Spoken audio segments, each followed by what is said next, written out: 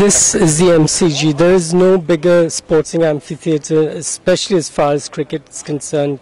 And what we have tomorrow is a match that will paralyze more than half the subcontinent, because this really is as big as it gets for Bangladesh, who are playing their first ever knockout game at the World Cup.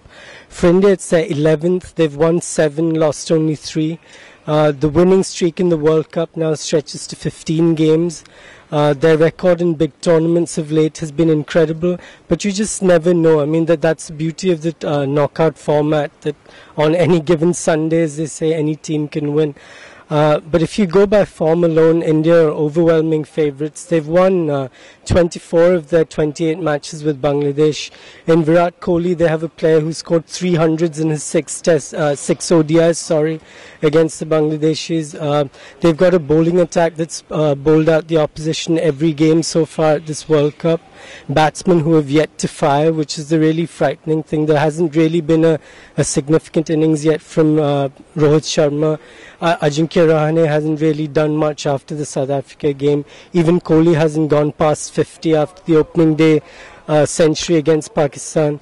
So I think India have a lot in reserve, and if they play to anything like their potential, they should win. There are 5 players that remain from that St. Patrick's Day match at the Queen's Park Oval in Port of Spain 8 years ago. 4 of them are on the Bangladeshi side. Mashrafe Mortaza, who's now the captain, took 4 for 38 that day. 3 of the others were kids back then. Tamim Iqbal, who made 51, was 17. Mushfiqur was 18. He finished the game off with his 56 not out. Shakib Al Hassan was 19.